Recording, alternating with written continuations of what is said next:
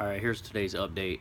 I've been fucking with the bed a little bit. I actually made one piece that I'm going to use on the back, and then I took the practice piece that I made yesterday and I just cut it up to kind of fill the gap so I can see what the whole bed's going to look like on there. And I bead rolled a line all the way around one side, and I punched 5 holes in the center with that dimple die I was telling you guys about. And I'll show you that dimple die and how it works too. Here it is. Here's what it looks like. So now you can see the truck. So that's the piece I'm going to use right there. Punch those holes in it. I like how it turned out. And then that's just that practice piece. I'm throwing that away, but I just wanted to see how the whole bed was going to look. And you can see it's even on both sides. I measured it out. And then it's got that tubing that goes across there. And yeah, I punched those 5 holes in there. Bead rolled that. I'll show you guys that real quick. Here it is. It all kicks up on the top there. I've got it coming pretty level with the top of that line, and then that tube will make it perfectly symmetrical. You can see you need that tubing to get it straight, and then I'm also putting those gussets in there.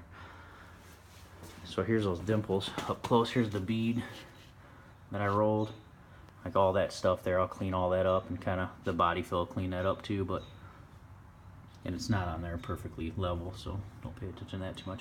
But here's those holes that I punched. Those came out fucking awesome. That's a really cool tool, man. And so here it is. Here's the tool. It's Eastwood punch bead die 1.5 inch. And this is what it looks like. So you get 2 halves.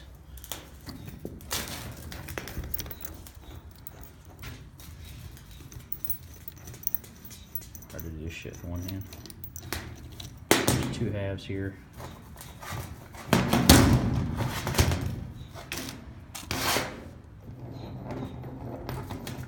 So what you do is drill a pilot hole this big. This and this go down through the pilot hole, and this has the male end on it here for that dimple, and then this has the little thing that cuts it. You just put them together through that hole, and then you just tighten it with your ratchet, and it'll actually punch that hole out. And you'll have a little piece in there that comes out, and that's it. And here's how they turn out. Really, really nice look. Really like it a lot. So what I'm gonna do is, like I said, the whole length of this top here, I'm gonna punch holes all the way down it. And then I'm also gonna have that bar, like I said, so it'll look really, really cool. And then I'm also gonna, I don't know if I can even back this up far enough. So I'll make that gusset right there that comes to just about there, comes down, and then I'm gonna kick it back over kind of like this, and then I'll punch a couple of those holes in there, so that'll fill in all that. You won't see any of that. It'll strengthen the top piece. And yeah, that's what it's gonna be.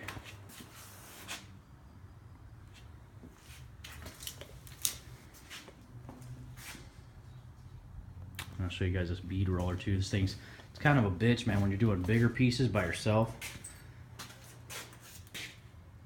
And here's the biggest like smooth round die that they have, so I use that one.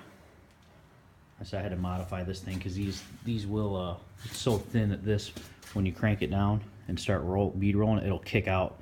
So I had to put this big channel on there, welded on there, and then welded that down. Just scrap pieces I had, welded this on there.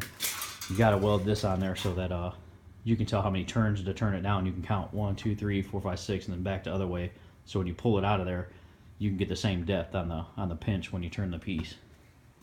Like I said, the crank handle, it kind of sucks because you got to come up, and then when you get going down, you really can't hold your piece over here. So I've seen some guys, I was going to automate it, but it just seems like too much work for, you know, what I'm doing. So I've seen some guys put a big like steering wheel on there, so I think I'm going to do that. And then you can kind of see, here's the stock ones from Chevy. You can see the bead rolls in there. And I'll show you the ones that I did up close, and they look actually sharper than those.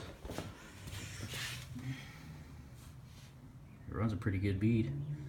like all that stuff, you know, if it's a little bit off or I was kind of fucking around up there, I can fix that with the body hammer and the body skim coat and fill and stuff. But that's it. It's coming out really cool. And that's probably all I get done for today.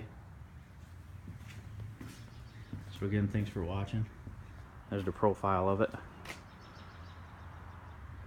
And it looks, to me, I was real worried about the truck, like looking too long back here and too short up there, or vice versa. And I think I got a good, between the tires there, the front and the back, I think I got a good symmetrical, a good symmetry. I really like the way it looks. Not too long, not too short. It looks perfect to me. So, thanks for watching again.